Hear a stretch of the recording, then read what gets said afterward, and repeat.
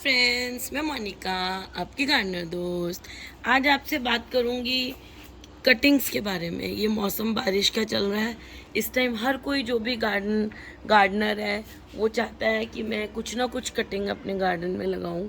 और तो मैं ये आज बात करूंगी कि कौन कौन से ऐसे कारण होते हैं जिसके कारण हमारी कटिंग्स नहीं चलती हैं। कई लोग कहते हैं हम लोग बार बार कटिंग लगाते हैं, हमारी कटिंग सूख जाती हैं, हमारी कटिंग गल जाती हैं, ग्रो नहीं करती, चलती नहीं है। तो उसके क्या रीजंस होते हैं, आज हम उसके बारे में बात करेंगे। ये मैंने अपने कुछ कटिंग ग्रोन प्लांट्स लगाए हुए हैं। कुछ और बहुत सारे और भी हैं जिनको मैं आपको दिखाना चाहती हूँ। तो मैं और प्लांट्स भी आपको दिखाती रहूँगी साथ साथ में। तो चलिए सबसे पहले शुरुआत करते हैं मेरे सबसे बड़े कटिंग ग्रोन प्लांट की। ये देखिए, ये जो गुड़हल का पौधा इतना बड़ा आपको दिख रहा है, बहुत पुराना हो गया है। ये मतलब 6-7 साल पुराना प्लांट हो गया है, शायद 4-5 या 6-7, मुझे एग्जैक्टली याद नहीं है। लेकिन ये प्लांट 5-1 साल ही होगा। मतलब मैंने जब अपना चैनल शुरू किया उसके बाद ये लगाया है। कटिंग लाके मैंने अपने छत पे कटिंग तैयार की थी, छोटी सी एक गमले में पौधा था, उसको फिर यहाँ पे शिफ्ट कर दिया था उस कटिंग को उगने के बाद। तो सबसे पहला तो ये है मेरा कटिंग ग्रोन प्लांट, और दूसरा वो दिख रहा है। मतलब बड़े की बात कर रही हूँ, और बहुत लगाती हूँ मैं कभी किसी। ये भी मेरा कटिंग ग्रोन प्लांट है, बिल्कुल छोटी सी पतली सी कटिंग लगाई थी मैंने, और ये इतना अच्छे दोनों प्लांट। ये तो अभी कटिंग कर दी हुई है गर्मियों में इसकी, नहीं तो ये भी 5-6 फीट ऊंचा हो गया हुआ था मोगरा का प्लांट। तो चलिए फिर शुरू करते हैं उन गलतियों की जो हम लोग करते हैं जिसके कारण हमारी कटिंग्स जो हैं वो नहीं चलती हैं। तो सबसे पहली चीज़ ये होती है कि हमें कटिंग को सही समय पर लेना होता है। हर पौधे का अलग अलग ग्रोइंग टाइम होता है और उसी टाइम उसकी कटिंग लेनी होती है।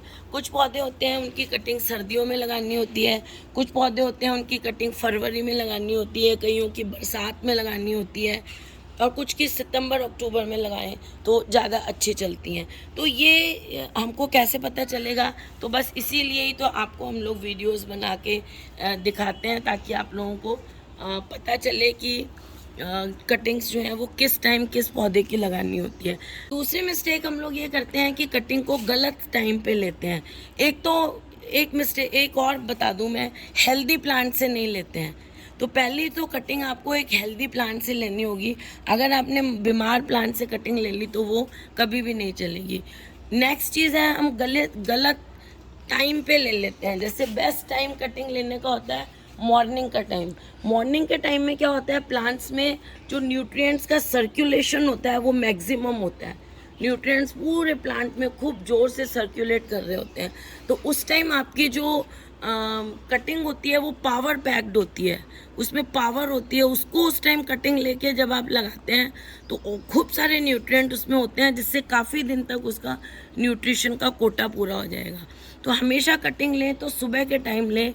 मैं शाम को भी बोलती हूँ क्योंकि धूप नहीं होती है, कटिंग ड्राई नहीं होती है, लेकिन शाम को भी ले सकते हैं। लेकिन बेस्ट टाइम अगर आप चाहते हैं कि आप कटिंग फेल नहीं हो और 100% चांसेस हो लगने के, तो मॉर्निंग के टाइम आप लें। उस टाइम उसमें न्यूट्रिशन बहुत सारे होते हैं। देखिए, ये प्लांट भी मैंने कटिंग से लगाया हुआ है। तो नेक्स्ट गलती जब हम करते हैं कि हम जब कटिंग लेने लगते हैं तो जो हमारा कटिंग लेने वाला टूल होता है ना, उसको, जैसे प्रूनर है या सीजर्स है, उसको हम पहले डिसइंफेक्ट नहीं करते। आपके पास और कुछ भी नहीं है तो माचिस तो होती है सब घर में, या गैस तो होती है सब घर में। देखिए, ये एक और कटिंग ग्रोन प्लांट है। तो जो हमारे गैस के ऊपर थोड़ा सा उसको गर्म कर लें, माचिस से की तीली से उसको थोड़ा, ये कटिंग ग्रोन नहीं है, तो माचिस की तीली से उसको गर्म कर लें। ये देखिए, ये गिलोय की, देखिए गिलोय की जड़ें नीचे आके देखिए कितना इसमें जड़ें आ रही हैं ज़मीन की तरफ। तो टूल को आप डिसइंफेक्ट कर दें। आजकल जो हैंड सैनिटाइज़र आते हैं उससे अच्छी तरह उसको रब करके साफ़ कर लें। अल्कोहल कोई है आपके पास तो उससे साफ़ कर लें। इस तरह से अपने टूल को डिसइंफेक्ट कर लें। अगर टूल में इन्फेक्शन रह जाएगा तो उसमें जो बैक्टीरिया है या फंगस या कोई भी चीज़ है वो आपके प्लांट को, कटिंग को डिसइंफेक्ट कर देगी। ये देखिए, जो मीठा नीम है, ये देखिए इसमें से ये देखिए इसमें ये निमोलिया आ रही हैं, इन निमोलियों से कैसे इसको उगाना है, इस पे मैंने लास्ट ईयर वीडियो बनाया था। अगर आपको भी ये लगाना है तो आप मेरी वो वीडियो देख सकते हैं। पक जाती है ना जब ये निमोलियाँ काली काली हो जाती हैं, तब इनमें से लगाते हैं। वो देखिएगा प्रोसीजर जो मैंने वीडियो बनाया है, किस तरह से उसको करते हैं हम। अच्छा, फिर हम क्या कर देते हैं कि कटिंग जो है ना वो गलत हिस्से की ले लेते हैं। जैसे कुछ प्लांट्स होते हैं उनमें सेमी हार्डवुड कटिंग चाहिए होती है। कटिंग हमेशा आप कोशिश करें कि पेंसिल की थिकनेस की कटिंग लें। हमारी ये छोटी वाली उंगली है या पेंसिल की थिकनेस वाली कटिंग लें। वो बहुत ज़्यादा हार्ड वुड भी नहीं हो, बहुत ज़्यादा सॉफ्ट वुड भी नहीं हो।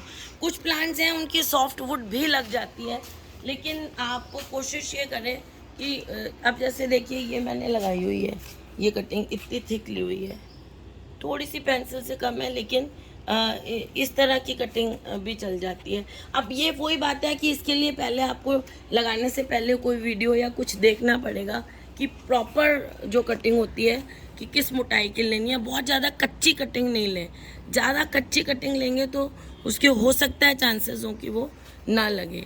मीडियम साइज़ की कटिंग लें, पेंसिल की थिकनेस वाली, या पतली पेंसिल 2 की थिकनेस जैसी ले लें, वो चलेगा। और कटिंग जो है वो आप जब भी ले, मैं आपको बहुत बार बताती हूँ कि जो हमारा ये प्लांट का नोड होता है ना, नोड मतलब वो हिस्सा जहाँ से पत्तियाँ निकलती हैं। अब जैसे इसकी ये पत्तियाँ निकल रही हैं, यहाँ से ये नोड है, ये पत्ती निकल रही है, इस हिस्से को नोड कहते हैं। तो इसके मेरे नाखून आपको आज गंदे लग रहे होंगे, मैं पॉटिंग का बहुत सारा काम करके हटी हूँ आज, उसकी वीडियो भी दिखाऊंगी आपको। तो ये जो है, ये जो नोड पोर्शन है ना, इससे थोड़ा सा नीचे, बस इतना नीचे से कटिंग को लेना चाहिए। वो उसका मैं रीज़न बहुत बार बता चुकी हूँ कि उस पोर्शन में जो है वो हॉर्मोन्स होते हैं जो रूटिंग को प्रमोट करते हैं। रूट्स जल्दी निकलती हैं अगर आप नोड से थोड़ा सा नीचे से कटिंग को कट करते हैं, तो रूटिंग जो है वो अच्छी होती है। दूसरी चीज़ कि जब आपने कटिंग ली तो उसके ऊपर के सारे बड़े बड़े पत्ते हटा देंगे, एक आधा कोई छोटा पत्ता रहने देंगे, फूल हटा देंगे, कलियां हटा देंगे, क्योंकि ये सब चीज़ें हैं वो एनर्जी लेती हैं। इनको ग्रो करने के लिए एनर्जी, फूड चाहिए, और वो हमारे कटिंग जो है उसमें रूट्स तो है नहीं, तो कटिंग के पास इतना फूड नहीं है कि उनको प्रोवाइड करे। या तो वो उनको फूड प्रोवाइड करके सूख जाएगी, या फिर नीचे रूट्स डेवलप होने के लिए अपनी एनर्जी लगाएगी। तो एनर्जी को हमें डाइवर्ट नहीं करना है। पत्ते हटा दें, एक आधा पत्ता रहने दें, और बहुत छोटा वाला जो पत्ता है सबसे, उसको रहने दें एक आधे को, और फूल हटा दें, कलियां हटा दें सारी। ग्रोइंग पॉइंट कुछ प्लांट्स में रहने देना चाहिए, वैसे ग्रोइंग पॉइंट भी कई पौधों में आप हटा दें तो अच्छा रहता है, क्योंकि उस पॉइंट से सूखना जल्दी शुरू होता है प्लांट। ये देखिए शेंचेजिया है मेरा, ये भी कटिंग से लगाया हुआ है मैंने।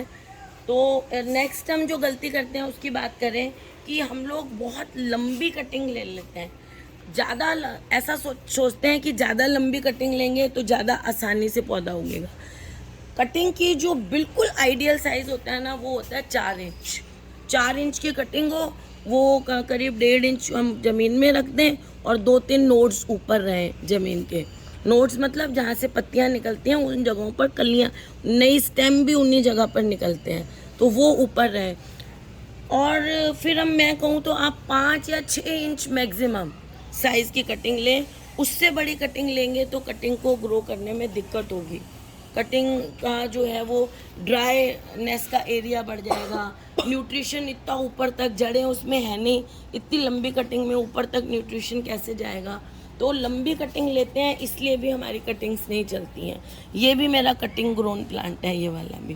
तो ज़्यादा लंबी कटिंग नहीं लेनी चाहिए। और दूसरा है, आप रॉन्ग मीडियम चूज़ कर लेते हो कटिंग को लगाने के लिए। कभी कभी हम इतनी चिकनी मिट्टी में, हार्ड मिट्टी में लगा देते हैं कटिंग को। कटिंग ग्रो करने के लिए हमेशा मीडियम सॉफ्ट होना चाहिए, एरिएशन होना चाहिए, सॉफ्ट मीडियम हो, ताकि जो नई टेंडर जड़ें निकलती हैं, उनको ग्रो करने के लिए जगह मिले। अगर आप सख्त मिट्टी में लगा देंगे तो वो अच्छी तरह से ग्रो नहीं करते हैं।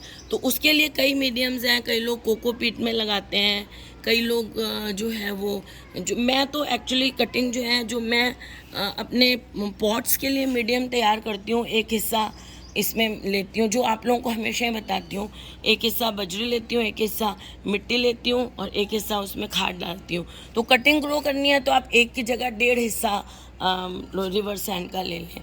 मीडियम आपका सॉफ्ट हो जिससे कटिंग अच्छी तरह से रूटिंग कर सके, ऐसा होना चाहिए। तो कई बार हम गलत मीडियम यूज़ कर लेते हैं, सख्त मिट्टी में लगा देते हैं तो वो कटिंग आपकी ग्रो नहीं करती है। फिर क्या होता है कि हम लोग वाटरिंग सही तरह से नहीं करते हैं। जैसे जो कटिंग लगी हुई है, अब उसमें रूट्स तो है नहीं, तो वो ज़मीन से पानी नहीं ले सकती है, तो उसकी वाटरिंग का हमें बहुत ध्यान रखना है। तो उसका जो सॉइल मीडियम है जिसमें हमने उगाया है, उसको ज़्यादा पानी ओवर वाटरिंग में नहीं होने देना है और अंडर वाटरिंग नहीं होने देनी है। उसमें आपने 2 दिन भी पानी की अंडर वाटरिंग की और आपकी कटिंग गई। 1 दिन भी आपको अंडर वाटरिंग नहीं करनी है, उसको स्प्रे से पानी देना है उस मीडियम को, डब्बे से पानी नहीं देना है। डब्बे से पानी देंगे तो कटिंग हिलने का डर रहता है। ये भी एक बहुत बड़ा कारण है कि आप कटिंग को हिला देते हैं, उसकी जगह बार बार चेंज करते हैं, उसको छू के देखते हैं, उससे कटिंग हिलने से रूटिंग डिले हो जाती है या कभी कभी रूटिंग होती ही नहीं है, आपकी कटिंग ख़राब हो जाती है। तो आपको उसको पानी स्प्रे से देना है ताकि मिट्टी को नहीं छेड़ेंगे हम। जैसे यूं पानी डालेंगे तो मिट्टी मीडियम आपका सॉफ्ट है तो हिल जाएगी, तो स्प्रे से पानी देना है। मिट्टी जब आपको ऊपर की सूखी दिखे, कटिंग को भी स्प्रे कर दें तो कोई वो नहीं है दिक्कत। तो ये चीज़ आपको ध्यान रखनी है।